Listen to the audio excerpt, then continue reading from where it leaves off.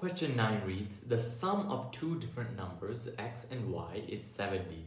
And the difference when the smaller number is subtracted from the larger number is 30. What is the value of x, y? Okay, what I'm going to do is I'm going to assign x as the larger number immediately, okay? And it'll make sense a bit later, but I'm just going to assign x as the larger number. And now I'm going to make a system of equations because they actually give us information to make two equations. In the first one, they say the sum of x and y is 70. So if I do x plus y, that should give me 70.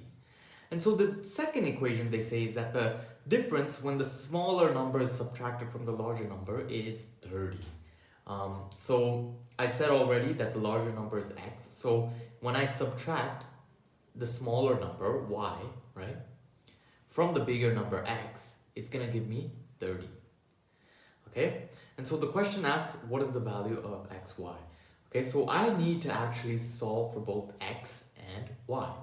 And so the way I can do that is I can isolate one variable, let's say y here, okay? And then I'm going to plug that, or let's say I'm going to isolate x, and I'm going to plug that into this equation, and I'm going to solve for y, and then I can go back and solve for x, okay? So that makes a lot more sense if I work it out. So if I take the first equation, it becomes x equals, I'm going to subtract y from both sides, and it becomes x equals 70 minus y.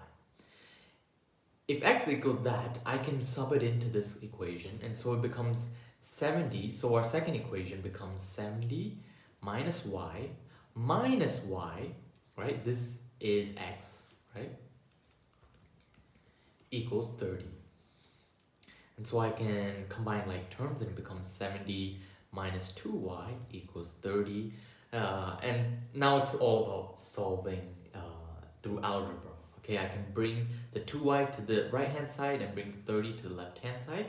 Okay, so if I subtract both sides by 30 and add both sides by 2y, it becomes 70 minus 30 equals 2y. Okay, so 40 equals 2y, and so y equals, I'm going to divide both sides by 2,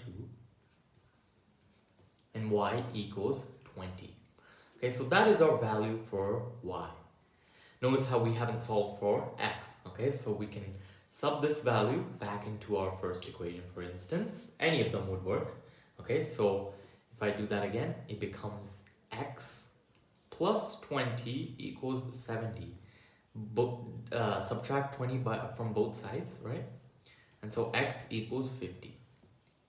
Okay, so we have our x and y. X equals 50 and y equals 20. Okay, notice that's not what they ask. They ask the value of x, y when we multiply both these numbers. And so our final step is very easy. We multiply x and y. Okay, and so that is 50 into 20, which equals 1000.